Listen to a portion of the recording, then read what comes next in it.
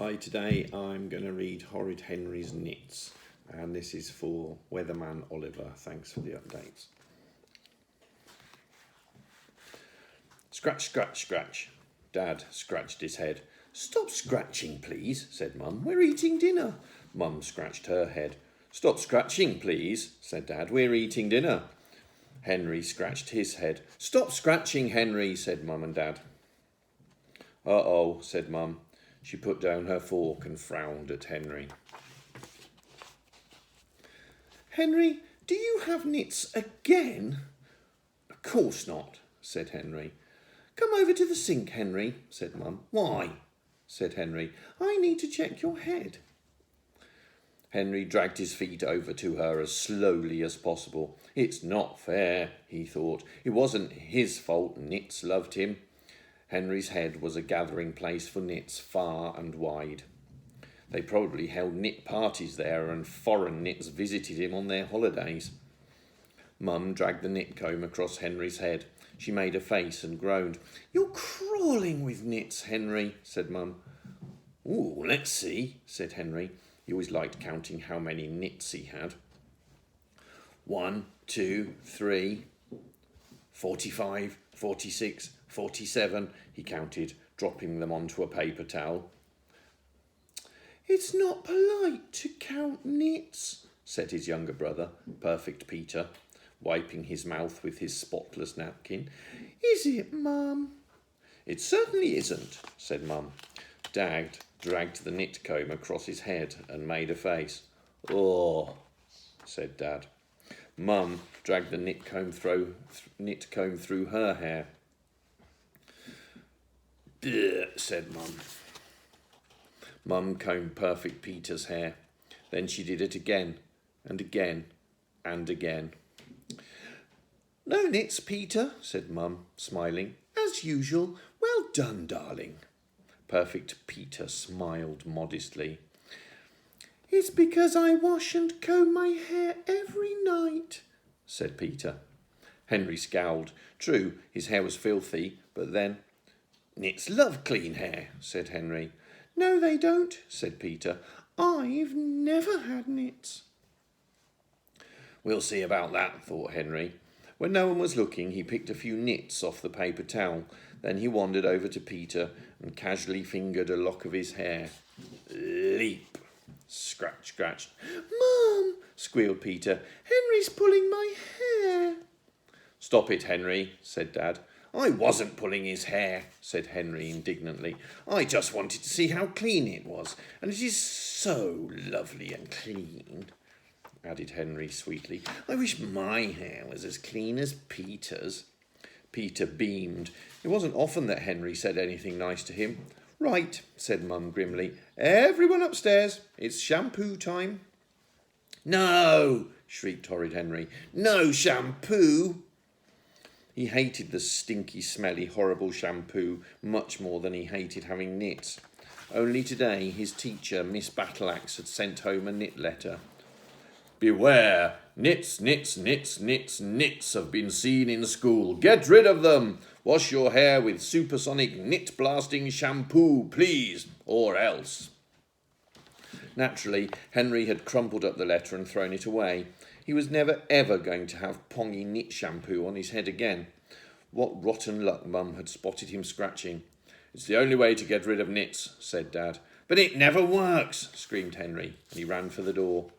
Mum and Dad grabbed him. Then they dragged him, kicking and screaming to the bathroom. Nits are living creatures, howled Henry. Why must you kill them? Because, said Mum. Because they're blood-sucking nits, said Dad. Blood-sucking? Henry had never thought of that. In the split second that he stood still to consider this interesting information, Mum emptied the bottle of supersonic nit-blasting shampoo over his hair. No! Screamed Henry. Frantically, he shook his head. There was shampoo on the door. There was shampoo on the floor. There was shampoo all over Mum and Dad. The only place there was no shampoo was on Henry's head. Henry, stop being horrid, yelled Dad, wiping shampoo off his shirt. What a big fuss over nothing, said Peter. Henry lunged at him. Mum seized Henry by the collar and held him back. Now, Peter, said Mum, that wasn't a kind thing to say to Henry, was it? Not everyone is as brave as you. You're right, Mum, said Perfect Peter. I was being rude and thoughtless. It won't happen again. I'm so sorry, Henry. Mum smiled at him. That was a perfect apology, Peter. As for you, Henry, she sighed, we'll get more shampoo tomorrow. Phew, thought Henry, giving his head an extra good scratch. Safe for one more day. The next morning at school, a group of parents burst into the classroom, waving the knit letter and shouting, My Margaret doesn't have knits, shrieked Moody Margaret's mother. She never has and she never will. How dare you send home such a letter? My Josh doesn't have knits, shouted his mother. The idea! My Toby doesn't have knits, shouted his father. Some nasty child in this class isn't bug-busting. Miss Battleaxe squared her shoulders. Rest assured that the culprit will be found, she said. I have declared war on Nits. Scratch, scratch, scratch. Miss Battleaxe spun round. Her beady eyes swivelled over the class. Who's scratching? She demanded. Silence. Everyone bent over his worksheet and tried to look studious. Henry is, said Moody Margaret. Liar, shouted Horrid Henry. It was William. Weepy William burst into tears. No, it wasn't, he sobbed. Miss Battleaxe glared at the class. I'm going to find out once and for all who's got knits, she growled. I don't, shouted Moody Margaret. I don't, shouted Rude Ralph. I don't, shouted Horrid Henry. Silence, ordered Miss Battleaxe. Nora, the knit nurse is coming this morning. Who's got knits? Who's not bug-busting? We'll all find out soon. Uh-oh, thought Henry. Now I'm sunk. There was no escaping Nitty Nora, Bug Explorer, and her ferocious combs. Everyone would know he had the knits. Rude Ralph would never stop teasing him. He'd be shampooed every night, and Dad would find out about all the knit letters he'd thrown away. He could, of course, get a tummy ache double quick and be sent home. But Nitty Nora had a horrible way of remembering whose head she hadn't checked and then combing it in front of the whole class.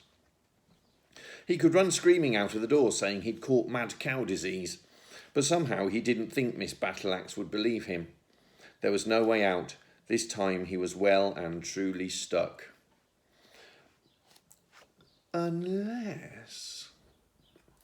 Suddenly, Horrid Henry had a wonderful, spectacular idea. It was so wicked and so horrible that even Horrid Henry hesitated. But only for a moment. Desperate times call for desperate measures. Henry leaned over Clever Claire and brushed his head lightly against hers. Leap! Scratch, scratch. Get away from me, Henry, hissed Claire. I was just admiring your lovely picture, said Henry. He got up to sharpen his pencil. On his way to the sharpener, he brushed against Greedy Graham. Leap! Scratch, scratch. On his way back from the sharpener, Henry stumbled and fell against Anxious Andrew. Leap! Scratch, scratch. Oh, yelped Andrew. Sorry, Andrew, said Henry. What big clumsy feet I have. Whoops, he added, tripping over the carpet and banging heads with Weepy William. Leap! Scratch, scratch. Wailed William. Sit down at once, Henry, said Miss Battleaxe. William, stop scratching. Bert, how do you spell cat? I dunno, said Beefy Bert. Horrid Henry leaned across the table and put his head close to Bert's. Cat, he whispered helpfully. Leap! Scratch, scratch. Then Horrid Henry raised his hand. Yes, said Miss Battleaxe. I don't understand these instructions, said Henry sweetly. Could you help me, please? Miss Battleaxe frowned. She liked to keep as far away from Henry as possible. Reluctantly, she came closer and bent over his work. Henry leaned his head near hers. Leap! Scratch, scratch. There was a pounding at the door. Then Nitty Nora marched into the classroom, bristling with combs and other instruments of torture. Line up, everyone, said Miss Battleaxe, patting her hair. The knit nurse is here. Rats, thought Henry. He'd hardly started. Slowly he stood up. Everyone pushed and shoved to be first in line. Then a few children remembered what they were lining up for and stampeded towards the back. Horrid Henry saw his chance and took it. He charged through the squabbling children, brushing against everyone as fast as he could. Leap, scratch, scratch. Leap, scratch, scratch. Leap, scratch, scratch. Henry, shouted Miss Battleaxe, stay in at playtime. Now go to the end of the queue. The rest of you, stop this nonsense at once. Moody Margaret had fought longest and hardest to be first. Proudly she presented her head to Nitty Nora. I certainly don't have any knits, she said. Nitty Nora stuck the comb in. Nits, she announced, stuffing a knit note into Margaret's hand. For once, Margaret was too shocked to speak. But, she gasped. Tee-hee, thought Henry. Now he wouldn't be the only one. Next, said Nitty Nora. She stuck the comb in Rude Ralph's greasy hair. Nits, she announced. Knit face, hissed Horrid Henry, beside himself with glee.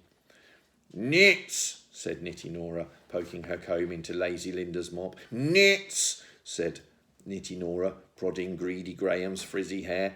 Nits, nits, nits, nits, nits, she continued, pointing at Weepy William, Clever Claire, Sour Susan, Beefy Bert and Dizzy Dave.